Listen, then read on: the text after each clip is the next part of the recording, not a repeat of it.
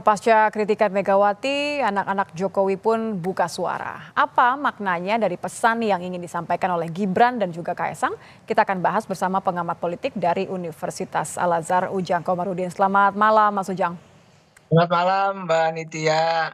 Kalau kita lihat, kalau Anda menilai respon dari kedua anak Jokowi, ini sebenarnya agak berbeda ya. Tapi bagaimana Anda menilai respon dari Kaesang dan juga Gibran? Karena kan sebenarnya Ibu Mega tidak menyebut nama, hanya penguasa saat ini. Ya, kalau kita bicara penguasa saat ini kan asosiasinya siapa lagi?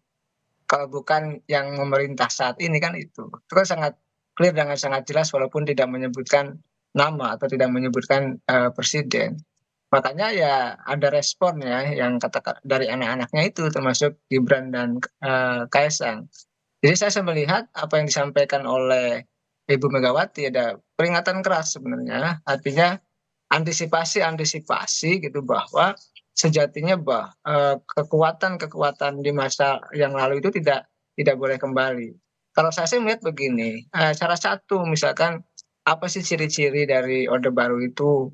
Ya tadi Kaisang mengatakan tidak tahu apa itu. Ya salah satu Definisinya. ada kekuasaannya terpusat, sentralisir, ada pada genggaman seorang presiden begitu. Dan kita tahu juga bahwa ketika Orde Baru apa namanya tentara punya suara gitu. Lalu juga Golkar sangat berkuasa. Adanya partai juga hanya 3 partai. Sekarang ini kan multi partai.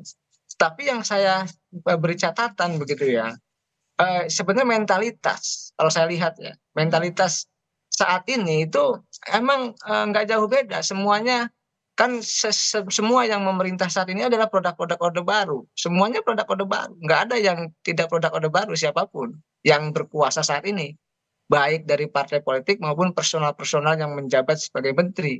Itu adalah, nah, saya melihat kalau mau berkaca pada teorinya Burju, maka sebenarnya kenapa bangsa ini tidak pernah berubah? Karena habitusnya, kebiasaannya tidak berubah, mentalitasnya tidak berubah. Ada memang reformasi terjadi gitu ya. Kita menginginkan lepas dari Orde Baru, Mhm. terjadi reformasi perbaikan bangsa. Tetapi karena mentalitasnya tidak berubah, sikapnya tidak berubah, maka tidak ada yang berubah untuk bangsa ini, termasuk persoalan korupsi.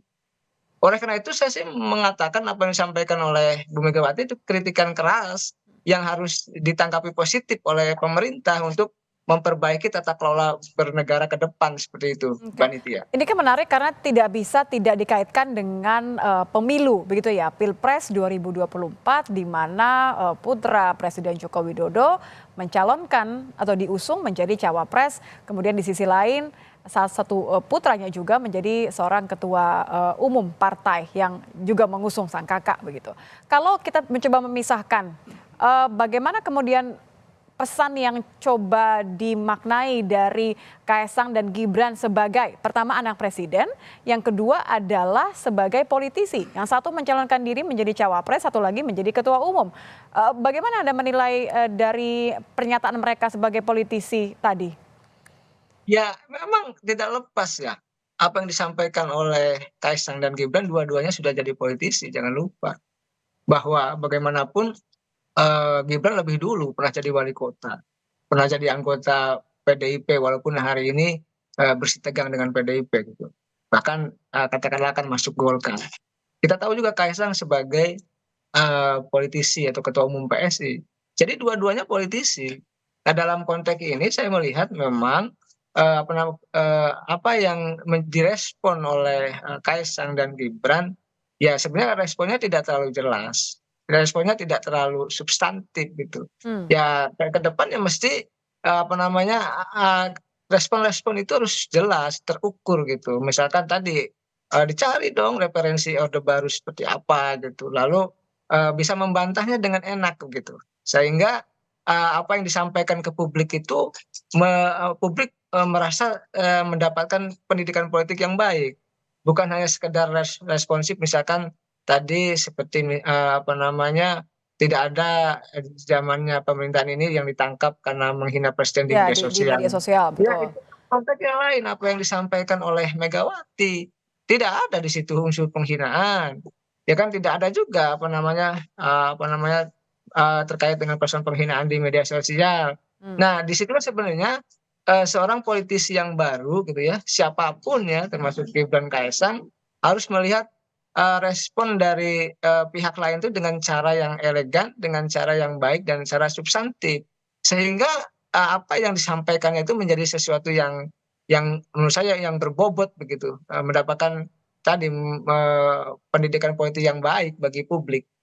Oke, kalau, Gibran sendiri kan tadi merespon dengan ya saya akan menerima apapun itu, kritiknya. Ini menurut Anda jawaban yang memang cukup aman, sebagai lebih mewakili sebagai seorang putranya Jokowi atau tadi sebagai cawapres? Ya, saya melihat, dua-duanya ya, karena tidak lepas, sebagai putra Jokowi iya, sebagai cawapres iya. Respon itu ya respon yang, ya moderat, respon di tengah gitu ya. Karena memang kalau responnya yang lain, tentu akan kontraproduktif. Bahkan Pak Jokowi pun tidak merespon sampai hari ini gitu. Begitu pentingnya gitu ya, apa yang disampaikan oleh, Bu Megawati, tetapi belum direspon oleh Pak Jokowi. Yang respon justru putra-putranya, saya melihatnya sebagai cawapres, sekaligus juga sebagai putra Pak Jokowi. Mmm. Dan saya melihat apa yang disampaikan oleh, Gibran itu sudah jalan tengah, sudah moderat, sudah dianggap apa ya, mewakili ya dari, Pak Jokowi begitu. Oke, terima kasih Mas Ujang Komarudin sudah bergabung bersama kami di Kompas Malam.